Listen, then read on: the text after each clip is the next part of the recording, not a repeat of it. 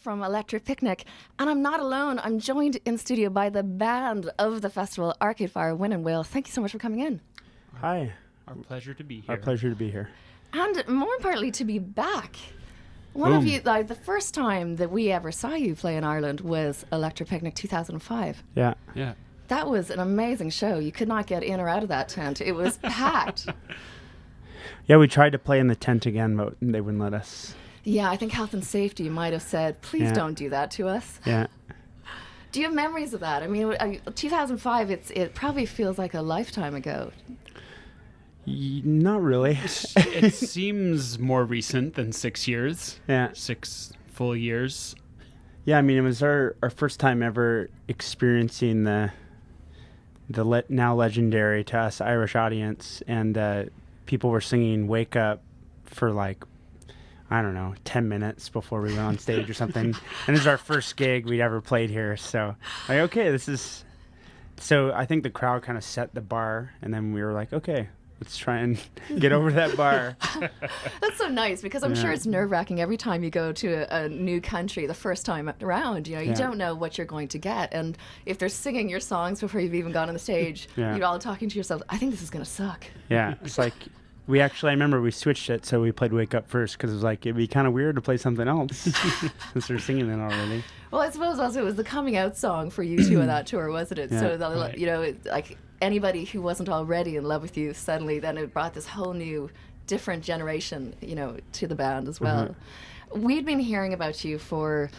I guess 6 months to a year before the album was even released, before Funeral was released in Ireland, because of Pitchfork. And of course, all the music fans and music nerds were all like, you know, play Arcade Fire, play Arcade Fire. I'm like, who are this Arcade Fire? I don't have anything from them, and there was nothing legally that I could buy in the country. So when you actually came, there already was a huge audience for you. So I have to ask you now, and congratulations, of course, on the Suburbs and the Grammy. Really fantastic. I mean, it's not like you needed any validation to know that you were making good music and that things were going well, but it's still got to be nice. It's very nice. Yeah, we didn't go into it with very high expectations. I mean, I think at one point we were like a 20-1 gambling odds. I joked a lot about betting money on us. I'm still furious that you didn't put money on us. I know. It's actually my only regret of the year, is because I talked a really big game about like putting some serious money down on us to win, even though it was a real long shot. But that's my only regret of the year. So that's a pretty good regret to have. It really is, in the grand scheme of things. When I don't know, I'm not feeling sorry for you right about now. It still might tear them apart. You never know. You never know what'll push someone over the edge. It's a straw. Who gets to keep it? How does it happen? Because when there's 7 of you in the band and all the other people that support you and work with you, you only get one, don't you? No, we all get one. Oh, do you? Get 7. You get however many you need. Yeah. Oh, that's good to know. I always wondered about that. And like, if you know, like for pop stars like the Mariah Careys of the world, there's like, when there's like 50 producers on something, they all get one too, I think. Yeah. Okay, so it's not like in sport where there's one trophy. That'd be cool. Just one giant like, and then you have to give it back at the end. Rotate it. Okay, this is my carve week. your name on it. Yeah. And then move Sleep with it in your bed. Yeah. No, you can drink beer out of it though if you hold it sideways. It's great. Recently with the well, it's not a re-release, it's a special edition, but when the Suburbs came out again with scenes from the Suburbs and the 2 new tracks, of course I instantly just started playing Speaking in Tongues, because I mean, David Byrne, it's great to hear your voices together. How did that come about? I mean, an awful lot of people talk about DB, as Fatboy Slim calls him, and you know, and the respect that DB gets and the voices that he's had on the various projects he works. But hearing his voice with yours, it's a great track. Well, I mean, in a lot of ways, I think that Talking Heads, I mean, not that I don't think our band actually sounds much like them, but I think that they were this weird art school band that made this really heartfelt music that was, you know. I think we got a lot of inspiration kind of artistically from that band. And one of the first times we ever played in New York City, David Byrne was there, and we covered a Talking Heads song together. This was like in 2004 or something like that. Yeah. Wow. So we've kind of, he's actually been kind of a big supporter of ours over the years. And, you know, there are very few people that you can really look up to in this crazy world. And that still have- look up to, that is still doing really cool things all the time. He's very much an artist, isn't he? Yeah, he's really yeah. true to the really work. interesting and life, and he's got great hair. He smells good. smells good. Now that's a really good compliment. Yeah. Doesn't smell as good as David Bowie, but he still smells pretty good.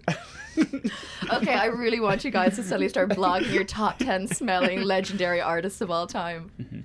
That would be really good. We're smelling. Worse smelling. All right, I don't think we should go there. Maybe on Halloween. Yeah. Wow. And tell me about Scenes from the Suburbs and how long that had been sort of in your minds to do, or how that project came about, because I only really recently watched it. And at first I was like, wow, it brought back so many memories of the suburbs from me growing up in Canada, and, you know, the cycling around and the freedom and the sort of separate world to your parents. And then it turns so dark, and I wasn't expecting it at first. And, you know, it is quite disturbing, but then there's so many wonderful bits of nostalgia in it. So where did the project start?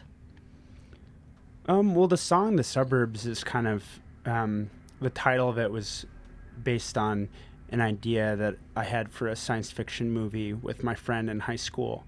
That we would kind of just talk about it. But then Spike, when we met Spike, he kind of threw some ideas out for a video that were just like so perfect, you know. So it was very much led by Spike, and then Will and I jumped in and kind of helped write some of the script, but a lot of it was just started from some kind of images that Spike had from listening to early versions of some of the songs. Yeah, a lot of the softness that you saw in the film is Spike really getting it out of the kids. He can really make kids be exactly like kids. Yeah.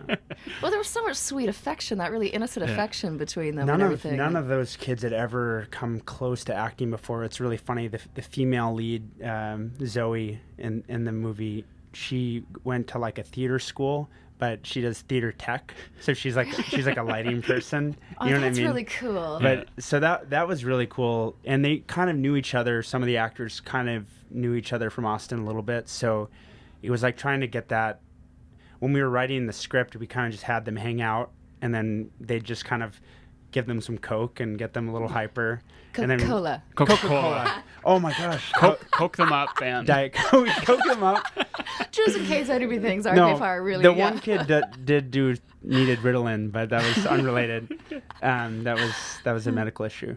But no, we'd give them Coca-Cola, and they'd get kind of hyper, and then we'd kind of jot down all the funny things they said. That was kind of how a good moment. He's like, my mom says if you need me to do a sad scene, give me this pill. Really? Oh, that's brilliant. That's absolutely brilliant. So it must have been so much fun for you to be working with them and watching the whole thing happening. It was great. It was really fun. And we've seen some of the kids as we've been back to Austin over the year. And Zoe's band opened for us a couple shows in Texas. in Houston. No way. They've got a really awesome band. What are they called again? Zoe's band. It'll come to us. Schmillion. Schmillion, yeah. There's a million Schmillion. It's very teenage. That's a really teenage name for a band. That's great. Yeah. But they're into way cooler music than I was when I was your age. They're just like, we're into Bowie and T-Rex and... Oh, I forgot to tell you, what Frankie emailed me and asked if we had any interest in producing when we were down for ACL. We wanted to help them do anything. It's like, I don't think we have time. Yeah. So friendships for life, maybe. Yeah. So what about? Because I know, I can see your people wanting you back. Understandably, you've got to prepare. You've got the main stage to blow away the whole festival again. You know, the stage is yours, and the picnic is yours. So, will we get? First we take the picnic, then we take the world. Oh, brilliant. So will it be Wake Up, or will it be ready to start? Can you give anything away? Don't you hate it when you see those movie previews that like tell you all the good jokes in a movie? He sees dead people. I take your point. Snape Okay. kills Dumbledore. The end. Okay, well maybe then the question should be, when might we next see Arcade Fire again? Because selfishly, anybody who can't be here is listening to you guys talking, going, "Oh, I'm gutted that I'm not at the picnic." So when might Ireland have you grace our stages again? Who knows? Let's see if the world gets through 2012. The Mayas. The Mayans have a bone to pick with us about 2012, and then we'll see what the see what the future has in store. Yeah. Or maybe history will end and we'll all be hanging out. I hope you're wrong, Will. I do hope you're wrong. I'm pretty sure I'm wrong. You hope Yeah. the Mayans are wrong, not Will. Yeah, I'm Okay. just the messenger here. Okay. I'm just Quetzalcoatl's messenger. Thank you so much for coming in. I'm really, really, really looking forward to seeing you again. I saw you at Hyde Park and it was a fantastic show. And I know your people want you back. So I'm going to play Ready to Start because we people are ready. Want us back. We are ready for you to start. Win and Will Butler, Arcade Fire. Great to have you here. Ciao.